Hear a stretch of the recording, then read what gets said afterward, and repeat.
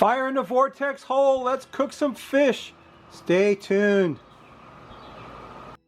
Hello and welcome once again to my backyard. What I got going on today is these beautiful ahi tuna steaks. Aren't they beautiful?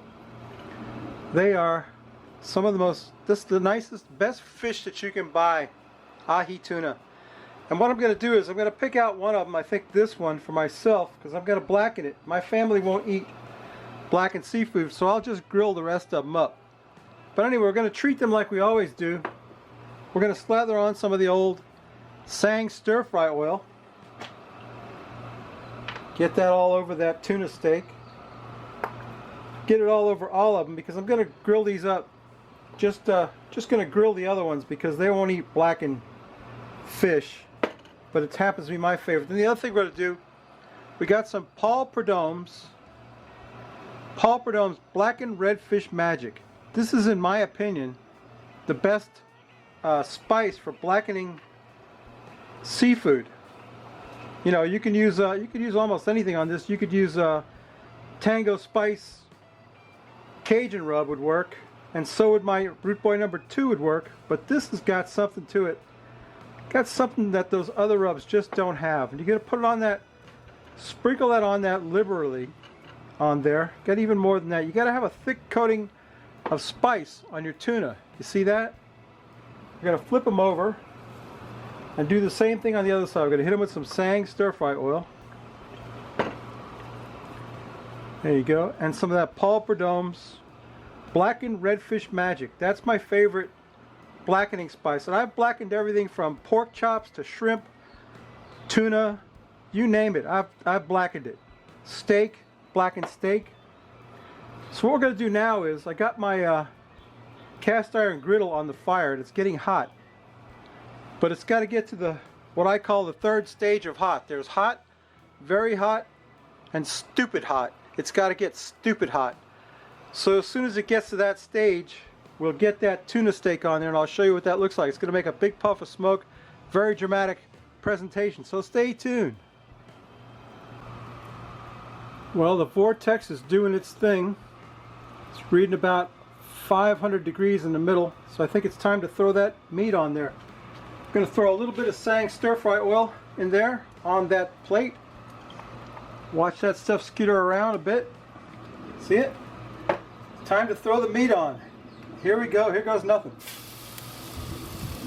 Well, that was anticlimactic, wasn't it?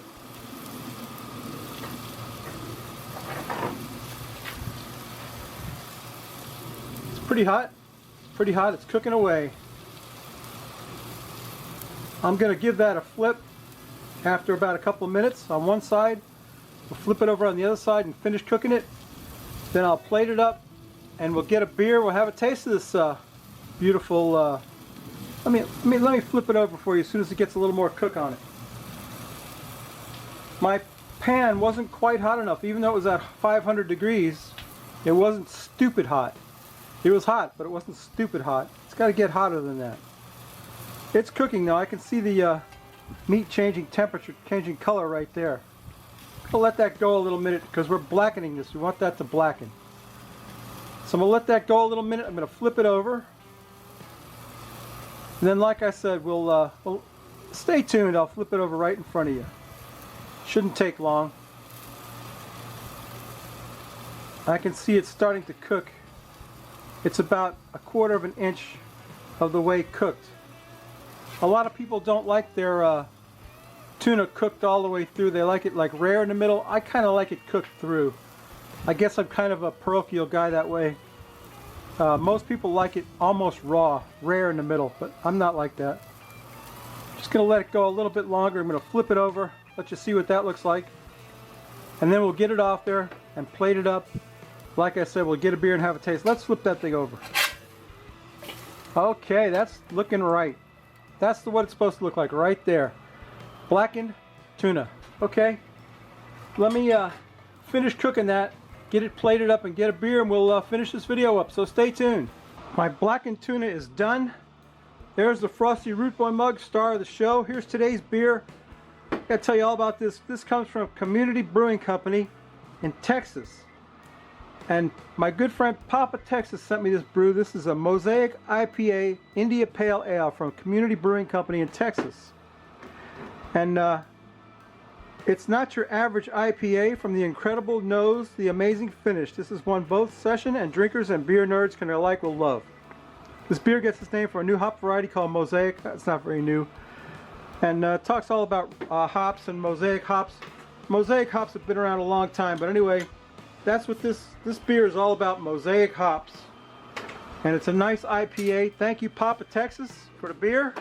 What a great guy, Papa Texas. Go check him out. He's an amazing dude. Wow, this stuff looks great. It's like an amber. It's kind of an amber colored ale. Look at that. That's amazing. That makes you want to say, yeah! Papa Texas, baby. Mosaic IPA India Pale Ale from the Community Brewing Company in Texas. Wow, it looks great. I can't wait to take a sniff of that, Lassa, and quaff the froth off. Let's see what it smells like. Yeah, it smells like an IPA. You can smell the notes of pine and citrus in it. Well, Lassa, there's only one way to find out, baby. We got to quaff the froth off it, right?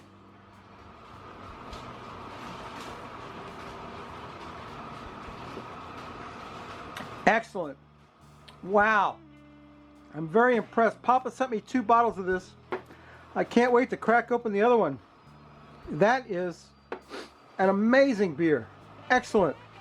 Mosaic IPA. That's it's got a high ABV though. It's 8.6, so it's got quite a lot of alcohol in it, but you don't taste it. I can't really taste it. Anyway, let's get a taste of that tuna steak over here. You don't need a knife to cut this. This cuts easily with a fork. Get some of that good tuna, blackened tuna in my mouth. Oh man, that is so good. I can't tell you. You know, if you've only ever had tuna, look at that, cooked just the way you like it. If you've only ever had tuna from a can, if you've never had fresh tuna, you owe it to yourself to go out and get some tuna steaks and blacken them. I'm sorry, I know I'm talking with my mouth full. It's just really good. That's delicious. Babies, you know what I always say. If you like this crap, please subscribe. If you don't, go up and see my boy Papa Texas. Papa Texas has been setting them up and knocking them down lately. He sent me these beers. He's such a great guy. He's always giving something away. He's always cooking something good. Him and his granddaughter Maddie. She's so cute. And they're just the best people. I really like the dude. Is a great dude. He's always got something cool going on his channel. Go up and check out Papa Texas. Tell him the Root Boy sent you.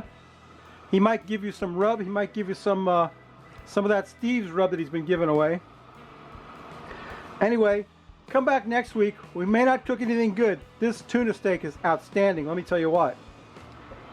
Excuse me. This beer is excellent, Papa T. Thank you very much. Oh, I love the color on that. It's beautiful. It's like a red ale, Mosaic India Pale Ale. Yeah, check out Papa T. Subscribe to me. Come back next week. We may not cook anything good, but we will drink a beer as long as Papa T keeps sending them to me. Bye.